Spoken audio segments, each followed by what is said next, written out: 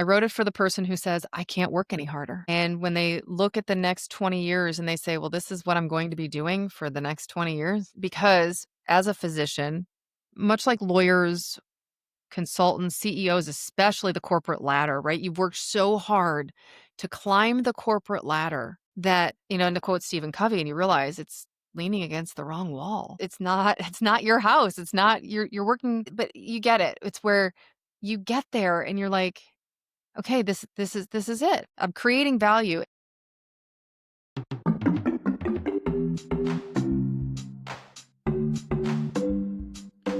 Welcome to Surviving the Side Hustle, the podcast for high performers who've gone all in, but still feeling a little stuck. I'm your host, Rob Tracy, coach, speaker, and creator of the Prime Performance Process. If you're a solopreneur, small business owner, or just launched your side hustle and you're tired of grinding with no momentum, this is for you. Every week, we bring you guests that have broke the code, generated momentum, and finally got unstuck. And we're diving into their stories, their struggles, and their secrets to generating massive momentum in both their personal and professional lives. We don't do fluff here. We do frameworks, real talk, and share the kind of insights that get you unstuck for good. Welcome, and let's get rolling.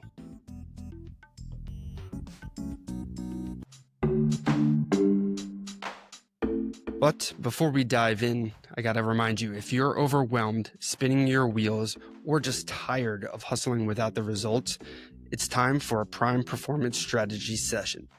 In this free call, we'll zoom out on your life and business, identify the real reason you're feeling stuck, and build a game plan to help you reclaim your confidence, energy, and gain some clarity so you can get back to doing what you set out to do. Lead, grow, and thrive. This isn't surface level coaching. It's a system built on resilience, intentionality, clarity, and alignment. So head over to survivingthesidehustle.com/free call to grab your spot today. Again, that's survivingthesidehustle.com/free call. Let's get going and help you look good, feel good, and do great things.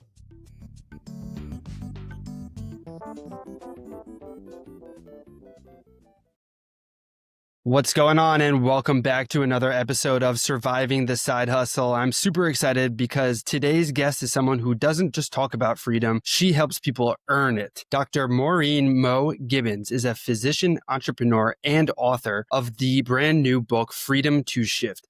She's known for helping high achievers trade overload for health, time, and income freedom through a blend of practical lifestyle medicine and real-world systems. What I love about connecting with Dr. Mo previously was that she doesn't sugarcoat it. She's lived the burnout, built her way back, and now teaches others that you can't hustle your way out of poor health, which is something that I'm frequently feeling like I'm sharing with everybody. So today we're going to dive into things like her story, her new book, and how to create more freedom without sacrificing the very thing that fuels your success, which is your well-being. So grab a notebook, maybe a glass of water, because by the end of this episode, you're going to want to rethink what performance really means.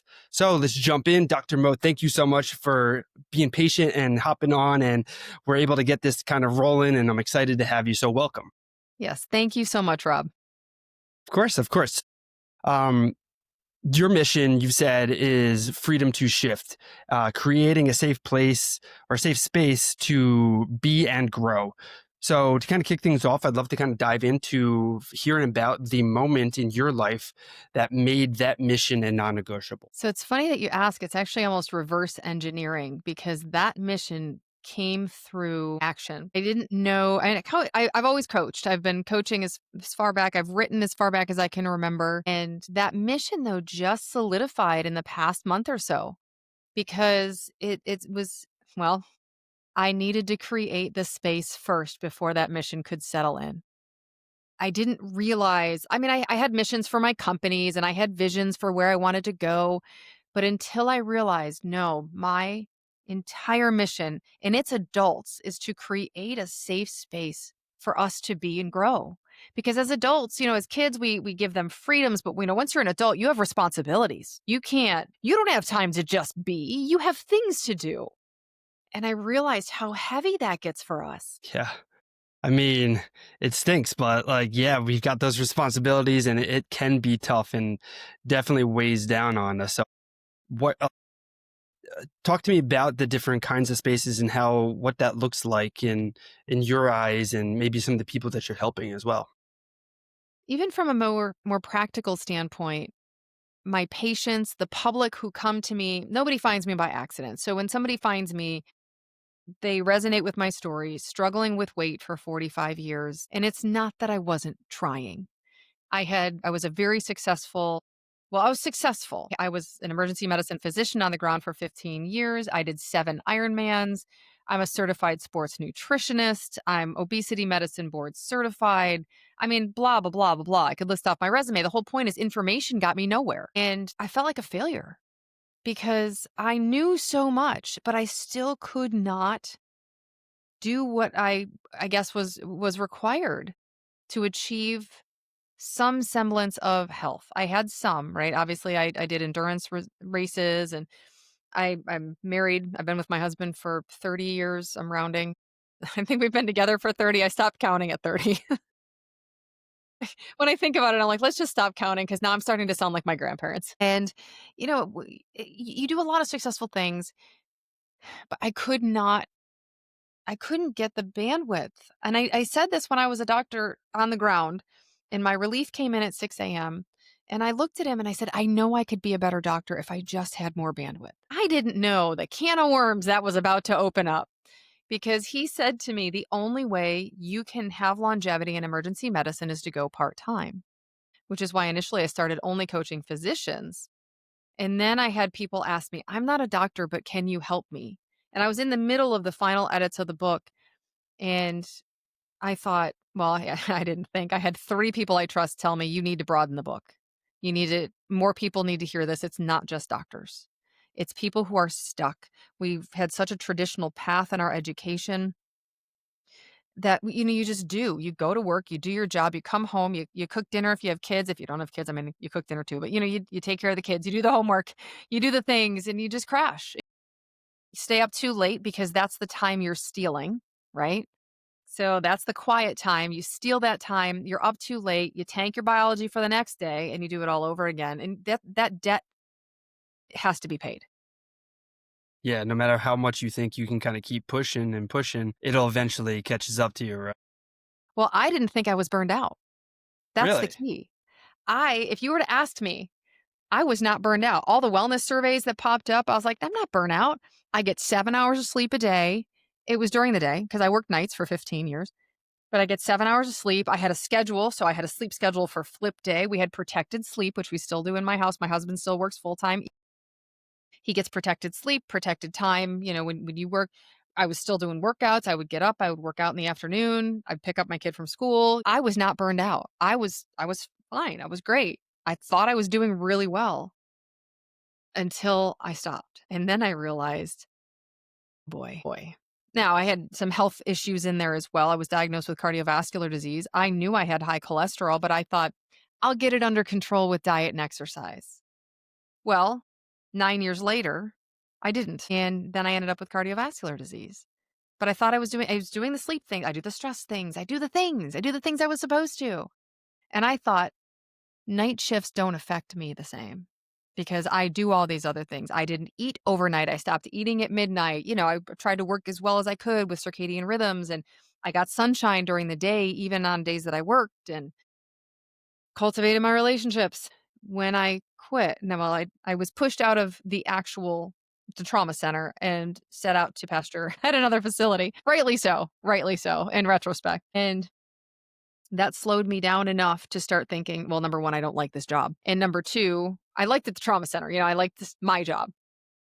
And number 2, I thought working one shift, I was down to one shift a month.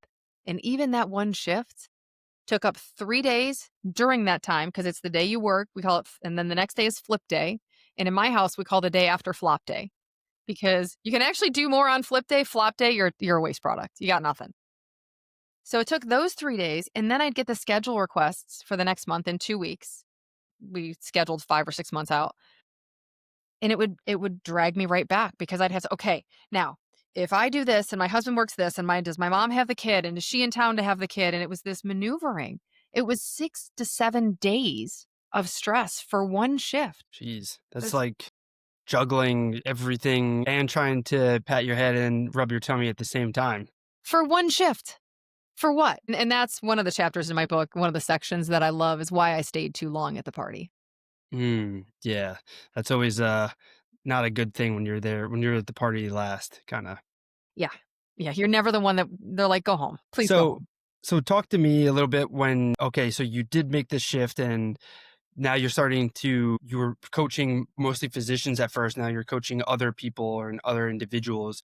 What did that kind of look like? Some more people were asking you, where were people coming from? Was it from the shift work, or how were people finding you even? So, a lot of it is my content. My content is based on health because it's mostly for my practice. It's active medical solutions. Now I have actually rebranded about a year ago to AMS Lifestyle Medicine. It's almost a branch of AMS because we do urgent care too, because the way we see medicine is it should have access for everyone. It should not be difficult. You should not have to sit in a waiting room for 6 hours unless you have something really going on. Obviously, my disclaimer, please, if you have an emergency, call 911. Do not use telehealth. You'd think that's something that's innate, but no, it's sometimes not. So my content is 80% driven toward my patients, my patient base, because that's where you have to start. I actually won't even take clients into Elevate, which is my coaching program, if you're not on a health journey and you don't have that not dialed in, but you don't if you're like, no, I can do this without health. I'm like, no, you can't do it here. You're not allowed. I love that. So you're kind of like pre-qualifying some of these individuals, and so that's important too. But could you paint us like a quick picture, like I guess one to even kind of start with, what is AMS like actually, and also who do you serve specifically, kind of like what is it that you help them with? So AMS lifestyle medicine is a lot broader than my coaching. Well, I guess it's not. It's a little bit like a Venn diagram because that's really the base. It is broader because we will treat anyone within reason. I mean, obviously, if you're 95 and you have 14 medical conditions, you're just not appropriate for telehealth. Period. Things like that. But we really do run the gamut because we do a lot of weight management. We do energy management. So our lifestyle medicine is weight management, energy management.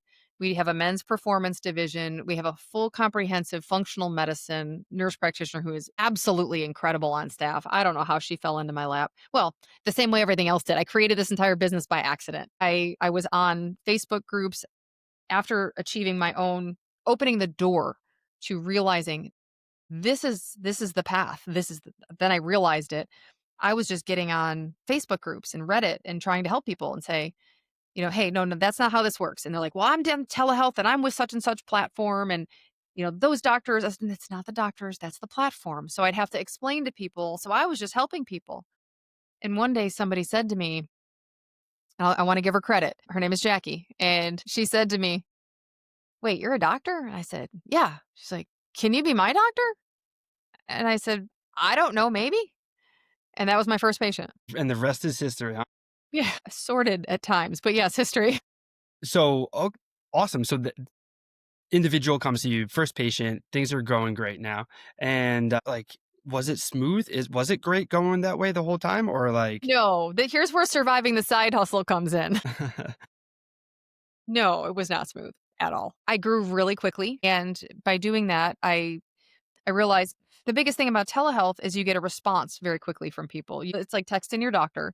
Now, telehealth in a traditional setting is not the same. I've built a largely asynchronous model. And what that means is we don't have this where you and I are chatting face to face unless your state requires it. And then we need one of those. Or you're doing testosterone replacement therapy and then you need one of those as well.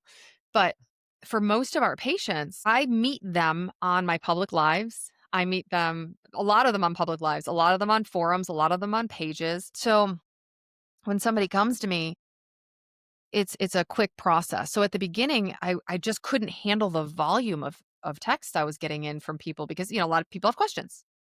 Well, what about this? Is this medication better? I want to try this peptide. Or do I really need NAD? I'm like, yes, you're 45. That's when you don't have any. We all know the college years. You don't have any left. So it's just a lot of talking back and forth. And instead of, I didn't hire the right way, frankly.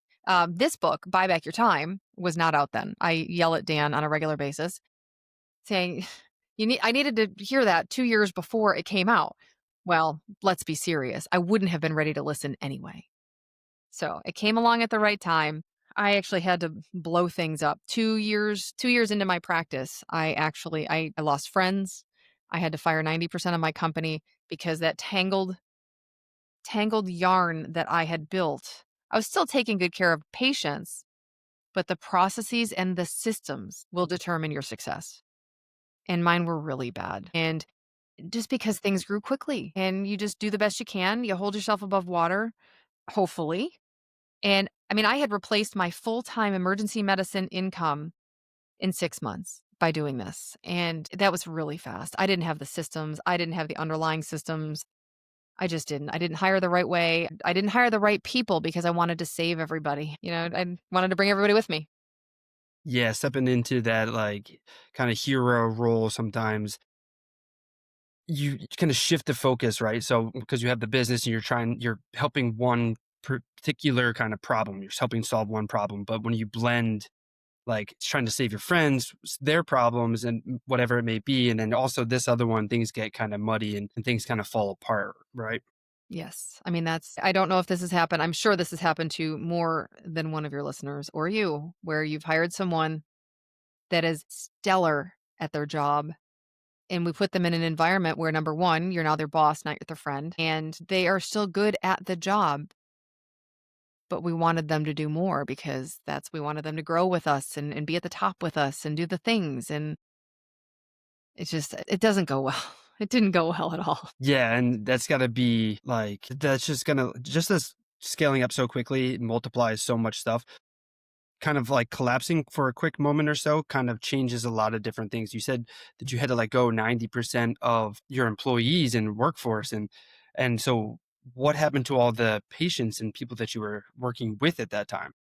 So, how that actually worked is I had a telehealth mentor who had been in the space for about 4 years before I came in, and she had watched my whole journey, probably with popcorn. Okay. I mean, at this point, she finally came to me in July and said, okay, I've got to help you fix your shit. And I joked and I said, are you serious? Because that sounds very promising to me because I need help. So, she actually brought her ops team in to teach my team to do things differently.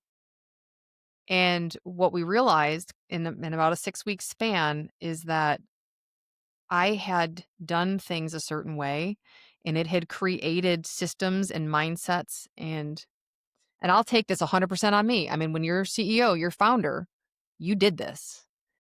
And I created when I call it the tangled ball of yarn, our systems could not be fixed. Our mindsets could not be fixed.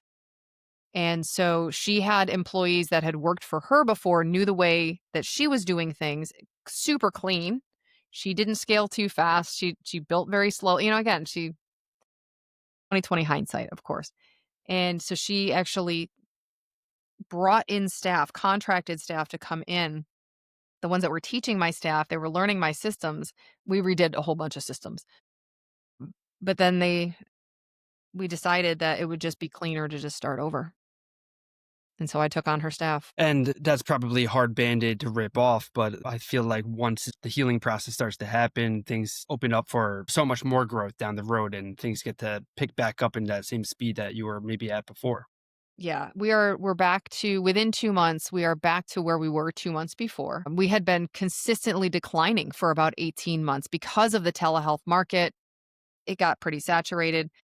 That's why also, again, if you've ever listened to Russell Brunson or everyone who talks about the red ocean and the blue ocean, right? Mhm. You don't want to race to the bottom with prices. I laugh. You know what I did when I first started? Well, I can do this better, cheaper. No, you can't. You know why? Because they're not doing it that cheap. You can't do that. And you shouldn't do that. But those were the things I didn't know. So again, rip the band aid off, wound, festered wound. Now sunlight sanitizes. We're back in the sunshine. We can rebuild. And our systems now, we have the capability. We could at least triple our current load of transactions without hiring anybody else with our systems. Wow, just smoothing out these systems and you can triple the amount of volume. That's insane. So now I just have to go get it. Yeah, yeah. And that kind of leads me to a question that I wanted to ask you because you get a lot of leads, I guess, through social media and you are being very active on social media as like a creator doctor. How do you handle when things on these different platforms kind of change or shifting around? How do you keep communicating when the channels kind of fight back and push back at you? Funny you mention that. TikTok was my largest fan base, and I can't even hold up my book on TikTok now. I got a violation this week for selling something not on the TikTok shop. And I was like, well, looks like we're going over to YouTube. Thank you. I mean, because YouTube's a pretty safe space. And the people that are on these platforms, so here's the way I think about it. And this comes a lot from Dan Martell. You know, he because people say, oh, my ideal client's not on Instagram. Yeah, they are.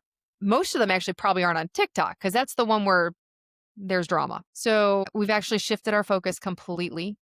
We are going Instagram and YouTube. YouTube's essentially just a backup and a good channel because my podcast is on there. I love doing long form content where I teach.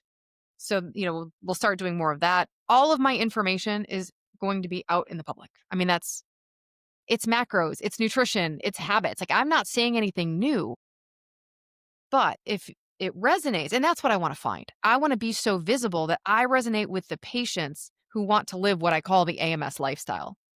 I always joke, I'm like, I want the ones who are drinking the Kool Aid. Yeah. Yeah, that's so funny that you say that too because I mean, yeah, I'm traveling around speaking on different stages and so many times people are saying the same exact thing all the time and people relate to people differently based off of experience and different things and such. So it's not really any new material out there. Like, yeah, new research is coming out, but it's a lot of the same fundamentals of like, yeah, make sure you take care of yourself and like you can't out hustle like poor health and everything. So making sure that you're staying dialed in and yeah, I just love that. So I want to ask you about your stance here. You can't out hustle poor health. So what are some of your non-negotiables as you're kind of changing and evolving? Because you're evolving as quickly as your business is with the different shifts, different channels, different content, all of this stuff. It's funny that you say that about the evolution because it happens so quickly. Once you start the side hustle, and then you realize, wow, this thing feeds my soul. And you're like, "Oh, this is good. I like this." And then it grows, right? And then more of your attention goes that way. And then the shoe doesn't fit anymore in the traditional space. For me, that caused a lot of friction. It caused a lot of stress. It still does. I still have one more thing that I'm going to let go of shortly. The last the last string on that security blanket. It's silly. It is absolutely silly. But that friction that you feel, it causes stress, and that's one of the biggest things that I talked about in the book, but I honestly have to coach myself on, is you need to make sure you're living a congruent life, an integrated life. Like, you have one calendar. Everything you do is on one calendar. If you're like, "Well, but I don't want my husband to see these meetings or whatever," like, my husband can see them if he clicks on it, because really no one needs to see my workday. It's sometimes pretty stressful, as you know, but he can click on it, right? It's all in one place. Everything's there. I do have different calendars because no, you don't need to see, he doesn't need to see I'm on a podcast. He needs to know I'm not available or whatever, but it's just, you don't need to see that. So having an integrated life, putting workouts first for me is a big thing. I get some movement. It's not, sometimes I work out more than once in the day. Should be more often than I do. So like my not like the non-negotiables, sleep. That's always been a non-negotiable for me. Our son is 12, and that is the one thing that I did well in parenting is, I mean, he's a fantastic kid. But as far as, when you think those are the things that I'm super proud of is sleep training. We still joke at my house. It gets to be about 7 o'clock. We're like, we're going to get quiet for sleeps because it's what what we said to him when he was little, but we're adults and we still get quiet for sleeps. But it's that stress. It's that mitigation of stress. Here's the problem though. I didn't even know my body was holding so much weight. And I'm not talking the physical kind. I knew that was there. That was obvious. But it's that internal weight that didn't start to unwind until about 6 months after I did my last shift. And I didn't know I was done. I actually told my husband, I'm taking a break. It's somewhere between 4 months and 20 years. I'm not sure. And the way I realized it is when I go on roller coasters at Disney World. This is so funny. You know that fear feeling on a roller coaster? Yeah. The same roller coaster. This has been like my trial thing. As time has gone on, that particular it's Guardians. It's Cosmic Rewind at Disney World. It's that the first time I was on it, it terrified me. The second time, it was like, "Oh no, this is really fun." I get no fear feeling now. Like I can actually feel my nervous system unwinding after 20 years in a high pressured job. How old am I? 52. After 50 years, 52 years, creating my own stress. Because, as my therapist said many years ago, we seek the teeth that fit the wound. I chose a high stress career because that's what I was used to. That's what I'm good at. I don't know how to be relaxed. Wow. I love that thing that your therapist said too. And that's crazy. So you're just lot to breathe through there. And that's some powerful stuff. And so I want to ask you first, I want to ask before I have a question here that I want to kind of follow up to what you were just talking about here. But before we kind of dive into that, could you quickly mention, because you had mentioned earlier about Elevate, Yep. and could you That's my group. explain? That's my coaching. Okay. And that's for, High achieving professionals okay. that are on the road to health, but now want to take that extra bandwidth and create time and income freedom. Yo, what's up? Sorry for interrupting. It's me, Rob. If you've been listening and thinking, man, I just know I'm capable of so much more, but something's just really not clicking, well, I've got something for you. It's called the Prime Performance Personality Quiz. And in just a few minutes, you'll uncover what's actually slowing you down. So whether it's a mindset block, energy drain, or a lack of clarity, this quiz is going to give you specific insights to help you build momentum again. Again, this quiz is free, fast, and honestly, freakishly accurate. So take it now over at survivingthesidehustle.com/quiz and stop spinning, start winning today. Awesome. So working with these individuals, and this is where I want to tie back to that thing you were just saying, because a lot of these people who are kind of growing and still seeking after things and they're high achieving, going after stuff, and they might be getting caught up on certain things or their fear or friction that's not on the surface. How do you help them see what that is? And how do you help them kind of handle that? Going back to that. This is going to sound so silly, but the first thing that I do with almost everybody, I worked with someone today, and she's actually in my individual coaching. That I don't do that very often, but I do have a couple of individual clients. We worked on our calendar.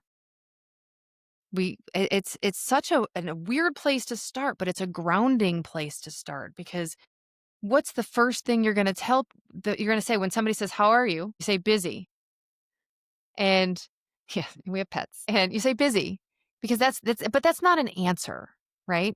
If you tell me, "Oh, I'm busy," that means you're not organized because there's a time to work, there's a time to build. And this is a person who's already very health conscious. We've already dialed her in with her brain space. So she's a very good example of she was never overweight but she also had to fight for it. And I started her on tirzepatide. She was my patient first. And I started her on tirzepatide probably 2.5 years ago, give or take. And she's gone through periods without it where her brain is kind of a mess. And now we've got her dose dialed in. It's a low dose. I don't do micro dosing. I don't think that's a word. I think it's made up for social media. And there's low dose and there's other doses. Like there's just whatever. Anyway, so she's been on tirzepatide. So she's got the biological bandwidth opened up. And she knows what her anxiety does with that level of, it's a feeling of disorganization. We call it food noise in the nutrition space. But I realized while I was writing my book, it's not just food noise. It's at the hypercritical voice, even for me, that I've always had. Listen, we can blame our parents. We can blame Uncle Bob. I'm not blaming Uncle Bob if you're listening. So, I mean, we can blame He's a big people. listener, by the way. I do have an Uncle Bob. It would crack me up if he heard it. So he'd like the shout out because he's my biggest cheerleader. So, but you don't know where it came from, right? It could have been one teacher who had a comment that's stuck in your brain and it just sticks because when we're young, our brains are very plastic. They are when you're old too. We just don't want to believe it. So, but things like that internal voice becomes that ticker tape on Sports Center across the bottom. all the time. You really should be doing something. You're scrolling Netflix. You're eating ice cream. You should be really eating healthier than that. Maybe you should get the like diet ice cream. Or do you think you had too many calories yesterday? Maybe you should get more protein in. Do you think you should try that new peptide? I think I need to. How about the glow peptide? That's pretty good. I've heard that's pretty good. Should we move from Cimarella to glow? Like this is all the time. And so for this client of mine, when she started tirzepatide, a couple things happened. She was like, wow. She had the same thing I had, where you're like, oh my goodness, it's quiet up here, which is very bizarre for somebody like me. And so it opens up this world of brain space and it lets you breathe. And you're like, oh, I think I'm hungry. Let's go have something to eat. And it's about that easy. And that hypercritical voice of, oh, I should be doing something. You look at your calendar and then you say, all right, well, wow, I've done a lot today. It's objective in front of you. Like she and I were planning our next call and she uses a different calendar system. And I said, I think. She said, so you really like your Google Calendar? And I said, yes. And I popped mine up for her and she said, oh, I see why. You see exactly where you can put me in. I said, yeah, that's why it's here. See that beautiful white space? That's where you go. But yeah, I'm a big fan of Google Calendar as well. I love the color coding and everything. Helps me check and see like, okay, well, where am I spending all this time? And Yes. then I can reflect back on it. And are you somebody who's scheduling in like specific downtime to have that room to kind of breathe? And what did you call it? Brain breather or something like that? Brain space, bandwidth, brain space. It's really bandwidth. It's creating that bandwidth, but it's brain space. Yeah, brain space. Yep, that's awesome. So you schedule those in for yourself intentionally throughout the day or throughout the week? I actually don't start outbound, and this has crept. This has been, I'm like, no, I'm ready to go at 9:30. No, you're not. No, you're not. You got to do this stuff in the morning. But I don't do anything until 11 now. Which to me, I mean, like, the high achievers were like, what do you mean you don't work? Like, you're not getting up at 4 and doing a cold plunge? And I'm like, no, I get up at 7. Like, listen, I'm a night shifter. I'm a recovering night shifter for 20 years. You guys got to give me a break. I'm not getting up at 4. It's not happening. No, but I do the things and I do the workout but I do schedule. And one of the things that's new for me is I stop working because that's really hard for me. I love what I do. I will work until 9, 9:30, 10 o'clock. But that means I don't get quiet for sleeps. Mm. And then I can't sleep and my brain is going. And then I'm thinking of no. I will stop working. My husband and I will hang out in the hot tub. We'll make some dinner, whatever. But that's again, I once heard a story about Richard Branson and how he works like 2 hours a day, but he probably does more because his systems have got to be freaking amazing. Yeah. He probably does more. Oprah does the same thing. They do more in those 2 hours than I probably do in a week. So it's not the time spent, it's the impact. That's hard for my you do everything yourself upbringing and brain. Yeah, and I just know that a lot of people listening to this with their because they've got their regular 9 to 5 job, then they have their like 5 to 9 side hustle. They've also got a family, other things going on, and they're trying to get to that stage where they can work less and create more value and impact with that time. But for somebody who's trying to build that value of their time up, and they might still be caught up like, oh, I still have to do a lot of these little things, this, and that. So it creeps in and eats away a lot of their time. How do you help them kind of overcome that and like set those boundaries and then stick to those boundaries? I'll tell you when I get there. In all reality, one of the best things that you can do, number one, is setting a bedtime. That has to be, and I'm not saying like it has to be 10:24, but it has to be like in bed by 10:30, asleep by 11. So like, listen, it's getting close. Like you got to get going. Because in the beginning, I mean, this is 3.5 years into this business.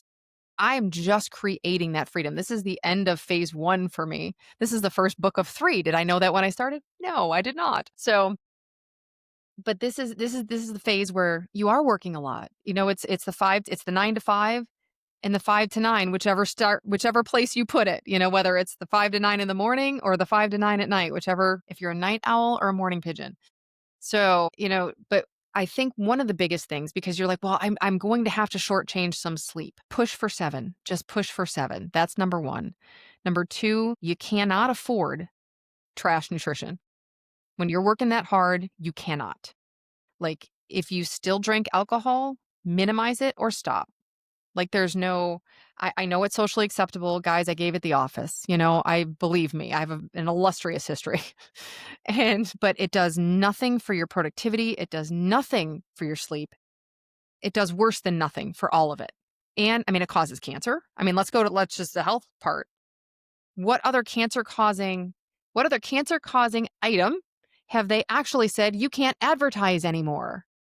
But we didn't do that until we learned. We're just at the beginning of those stages. We won't 10, 20 years from now, there won't be alcohol commercials on TV because they will be outlawed just like cigarettes because why? It causes cancer. I mean, it's like little simple things like that where it's the brain space. You've got to protect that. Because think about this, you're providing for your family. You're building this thing on the side because you can scale that. You can't scale your 9 to 5. I couldn't work where this whole thing came from, where it really blossomed, this feeling was I was walking with a very good friend in an affluent neighborhood in August of 2023. And we were on vacation. And she says, I can't work any harder. She was an emergency medicine physician as well. I can't work any harder. I'm like, you think the people that live here work shifts? No, they have scalable income and they rent it out when they're not there and they help them pay their mortgage. Like it was just because we have this traditional mindset where I have to work harder. I have to be working hard to be worthy, to make more money. You don't. You just have to provide more value. That's the flywheel. You've got to start it. And that's the part that takes the work. So you've got to protect your sleep. You've got to protect your nutrition. Make it easy. In this cabinet behind me, I have protein shakes. So if I'm up here, I have a coffee maker too, in full disclosure. But I am sensible. But when I'm up here and I'm working, what's the first thing you're going to grab? Junk food, because it's convenient. Well, actually, that shake is way more convenient than anything downstairs.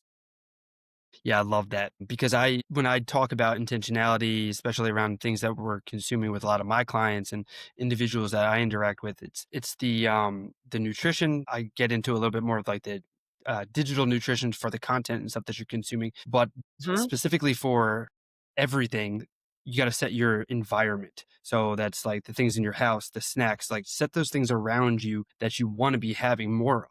So you don't fall victim to just slipping up. Let me grab that because it's there. Set it up for yourself around it. But then also too on social media as well. Like get rid of some of the accounts that you follow that don't Yes. lead towards productivity or at least motivation or at least keep you forward thinking. Stop following the accounts that is just the memes nonstop kind of things. Make sure you're following people Keep a like Dr. couple of Mo. those. Keep a couple. You need a little humor here and there. Yeah, well, that's why you stay in all the group chats so everyone can Right. send you them. Very true. Very true. But I agree with you 100% because we don't think about what we consume digitally as, like you said, digital nutrition. I love that term. That speaks to my soul because I have taught our child from a very young age. You have to use social media, not let it use you. It can teach you things, but it's going to teach you something. It's like a personal brand, right? You have one, whether you want to or not. Yeah. So you better cultivate it. Yeah, I love that. If you don't take control of it, somebody else is going to control it, right? Hmm. That's that whole idea there. I would love to kind of talk a little bit more about the book Freedom to Shift. Specifically, I'd love to hear who did you write it for and what kind of transformation should the reader expect from picking it up? I wrote it for the person who says, I can't work any harder. And when they look at the next 20 years and they say, well, this is what I'm going to be doing for the next 20 years. And because as a physician, much like lawyers, consultants, CEOs, especially the corporate ladder, right? You've worked so hard to climb the corporate ladder that, and to quote Stephen Covey, and you realize it's leaning against the wrong wall. Like, and it's not it's not your house. It's not you're working but you get it. It's where you get there and you're like, "Okay, this is it.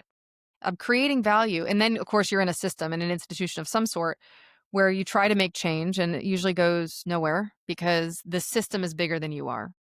And we get to a point, it's funny, I call it a midlife crisis. My dad says, "It's not a crisis, it's a call to action." I said, "Okay." Because you hit a point where you need agency, you need autonomy. And that's in all the studies, that's what's shown to feed your soul is the way I put it. Nobody puts that in a study, but the things that you're innately good at, the things that people ask you. You're like, people always ask me about, knitting. Well, how do you take that and turn it into money? And it's not just about the money, because having money doesn't mean you have freedom. It's how do you create the systems around doing what you love to then scale in a way that you can create more impact. Because then, so that the first book is Freedom to Shift for high achievers that want to stop trading time, start creating that freedom and shape what's next. The next book is Freedom to Spend, because now you've got that white space in your calendar. You've got that brain space. Your health is on track and your income is growing. What do you do with it? What do you spend it on? Because that's where your intentionality comes in. So the book starts, the next two books will kind of keep going. And the last book is Freedom to Shine, because then you stand and you shine your light. You're a lighthouse, not a tugboat. You're no longer trying to necessarily change the world. You're just going to keep going and shining your light, speaking your message. It's a long journey, but you have to start. And the freedom to shift is the permission to start. You don't need it from me. You need it from you. Wow, that's powerful stuff there. I love that part right there. That was amazing because you need to give yourself that permission to really make those changes. So, I mean, just like how you said that you needed to hear that Buy Back Your Time book like 2 years before it came out. I know there's so many people listening to this that they're just like, I need to get this Freedom to Shift book immediately. So, I mean, I know that health is the doorway to freedom and that's kind of like what you're always talking about and stuff. So, how can listeners engage with you, your medical practice, and how do they get involved? How do they stay up to date with you? And where are you? I know you said you're shifting over to Instagram, but you said Instagram and YouTube, correct? Are the biggest places you're at right Yep. now? So I would love to give your listeners a 7-day reboot. Just it's easy, it's simple, get them back on track. Just DM me on Instagram with reboot. We'll kick over the reboot for you as a gift. That's I love you need something. You need something in your hands today. You don't need I'll buy the book later. No, just DM me the word reboot. You got it. So that's number one. But the place to see everything I do to work with me in any way possible is Shift with Dr. Awesome. Well, there you go, guys. You got to make sure you go over and send that DM right now. So it's a reboot, right? All right. So, and what's your Instagram handle again? It is at Dr. Mo Gibbons, Gibbons. Perfect. Yeah, send that over and take that action now and then follow along, stay up to date with what she's going and what she's got going on. So, Dr. Mo, thank you so much for hopping on today. I know there were some things going on today and whatnot, but I appreciate your patience and working with me. And we're glad we were able to get this kind of conversation together. I love your energy and the vibe that you give off. And I could just feel that you're helping so many people. And obviously that impact trickles down and exponentially helps other people because if everyone's living better lives, they get to continue to enjoy the things that they're doing with the people that they love being with. So you're not only helping them, but you're helping folds of people through all the stuff that you're doing. So I appreciate you taking the time. But before I let you go, I want to ask you one last question here. I want us to kind of, because you were mentioned how this is freedom to shift and then freedom to spend, because you said that people are going to be having more white space in their calendars, correct? So I want to fast forward us for a few years, maybe even. I want to envision that you've got these, because you had mentioned about having book meetups and such. So I Mhm. want to envision you're doing more of these book meetups. You've got the AMS lifestyle is not just a thing, but it's like this massive movement and everybody knows about it. And what are you doing differently? And what are people doing differently because of your work? And the biggest question I really want to ask you though is what does freedom look like for you from there? So the funny part is freedom looks a lot like my life right now. I've gotten to the point where I spend more money on things like trips with my family. I wouldn't mind flying first class all the time. That's actually in there to be completely transparent. And that's one of the things. Like when I go on live, I go on Instagram lives quite often. Well, I'll be transparent, all right. Yeah, I'd love to be flying first class all the time. That'd be fine. It's funny because it's not a lot that's extravagant. It's really just being at peace with what I'm doing. And a lot of my clients are 60-ish, and I always tell them, and this is what I want to be doing, is choosing relevance over retirement. I don't think retirement is a thing. It's continual growth. I want to be, if you look 5 years down the road, the second book is out, that Freedom to Spend is out. We're doing book meetups once a month in various cities. I'm traveling I don't like to travel a ton. I am a homebody, but that's why the once a month book meetup, I think I'm okay with that. So we go to some fun places, bring my family, meet your families. I mean, that's the thing. I want the AMS lifestyle. It is creating so much value. It's a pyramid scheme of value. It's where, you're making everyone else's life better. Like you said, my family's life is better. Everyone you come in contact with, you just help them. And you're just, Dan Martell says it, die empty. Give everything you have. Wow. I love that. And I really love what you said there about retirement too. I remember one of my friends was planning for something and he was like, "Well, when do you plan on retiring?" I was like, "I don't know if I would want to retire. I really love what I'm doing. I just don't see myself ever stopping it. Like, I don't know why I would want to. Like, I really enjoy this, helping people, connecting, growing, and continuously like evolving, like we were saying." So I love that. And yeah, again, I love everything that you're doing. I appreciate you taking the time and appreciate the value you dropped on this episode too. So, Dr. Mo, thank you so much for coming on today. Thank you. It was so much fun. All right, guys, until next time, peace, peace, peace.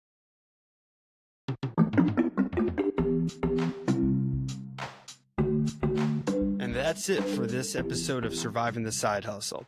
If you found this valuable, the best way to support the show is to rate and review on Apple or Spotify.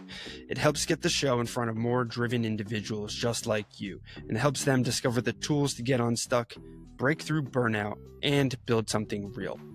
And you can always connect deeper with me, our guests, or grab free resources at survivingthesidehustle.com/Rob. Whether it's a strategy call, the Prime Performance Personality Quiz, some of our products, or just to check out our free content library. Connect with us over at survivingthesidehustle.com/Rob. And hey, remember this, you weren't meant to just grind. You were built to grow. So stay conscious, stay committed, and keep showing up. Peace, guys.